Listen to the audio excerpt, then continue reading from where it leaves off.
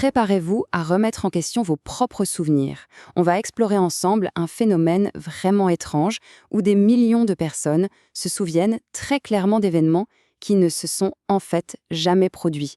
Bienvenue dans ce qu'on appelle l'effet Mandela. Allez, on commence par un petit test. Pensez au bonhomme du Monopoly. On l'a tous en tête, n'est-ce pas? Le chapeau haute forme, la moustache blanche et le monocle. Essayez de bien le visualiser. Vous l'avez? Eh bien, la vérité, c'est que Rich Uncle Pennybags, c'est son vrai nom, n'a jamais, au grand jamais, porté de monocle. Si vous étiez absolument persuadé du contraire, ne vous inquiétez pas, vous n'êtes pas seul. C'est un exemple parfait de ce dont on va parler. On continue. Autre monument, cette fois du cinéma. Une des répliques les plus cultes de toute l'histoire. Même celles et ceux qui n'ont pas vu le film la connaissent. Quelle est la phrase exacte que Dark Vador prononce à Luke pendant la grande révélation? Eh oui, la réplique que tout le monde cite, parodiée des milliers de fois, n'est pas tout à fait celle du film. Le look, au début, n'existe pas. Alors pourquoi on l'a tous en tête? Probablement parce que dans les parodies, il faut bien préciser à qui il parle, pour le contexte.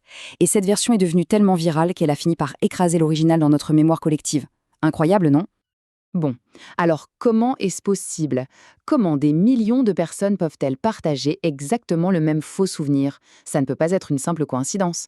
C'est un phénomène psychologique bien réel et il porte un nom, l'effet Mandela. Évidemment, la pop culture s'est emparée du sujet.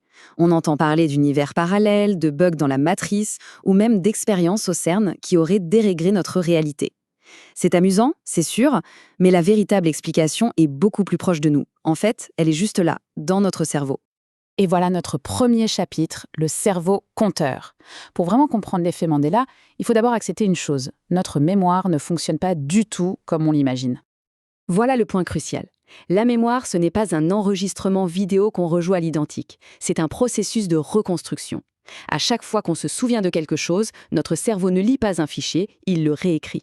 Et bien sûr, à chaque réécriture, des petites erreurs, des modifications peuvent se glisser.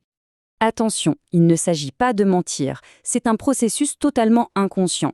Le cerveau déteste le vide. Alors, quand un détail manque dans un souvenir, il préfère inventer une information plausible pour combler le trou plutôt que de laisser une histoire incomplète. C'est ce qu'on appelle la confabulation.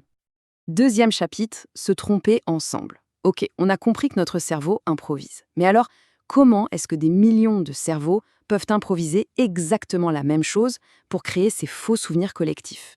En fait, c'est le résultat d'une sorte de tempête parfaite dans notre esprit. Plusieurs biais cognitifs, qui sont bien connus, travaillent main dans la main pour créer et puis pour renforcer l'effet Mandela. Prenons l'exemple de la confusion. C'est brillant.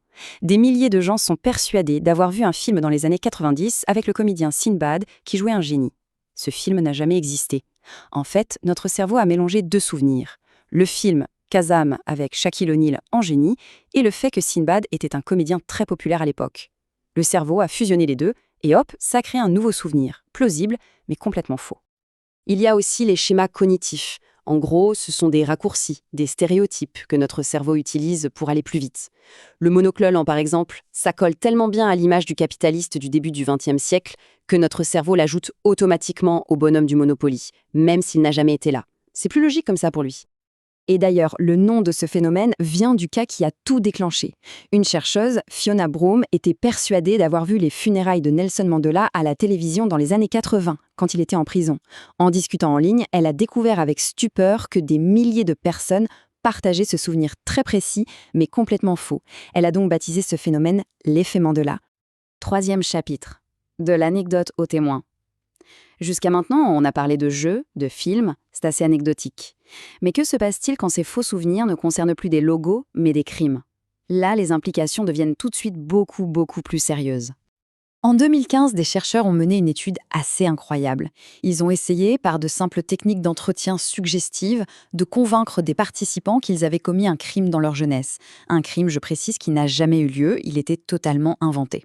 Le résultat? Ce chiffre. 70% des participants ont fini par être convaincus. 70% ont développé un faux souvenir détaillé d'un crime qu'ils n'avaient jamais commis. Ça met en lumière le défi immense que les faux souvenirs posent à notre système judiciaire. Le témoignage d'un témoin oculaire peut être extrêmement puissant dans un tribunal, mais on voit ici à quel point il peut aussi être dangereusement peu fiable. Des vies peuvent être complètement bouleversées à cause de souvenirs qui semblent réels, mais qui ne sont en fait que des reconstructions. Au final, l'effet Mandela est bien plus qu'une simple curiosité. Il nous rappelle que notre mémoire ressemble moins à une caméra qu'à un artiste qui peint une version du passé. Et ça nous laisse avec une question assez vertigineuse. Si nos souvenirs collectifs, partagés par des millions de gens, sont si malléables, alors qu'en est-il de notre propre histoire personnelle? Quelle part de ce que l'on est une histoire qu'on se raconte?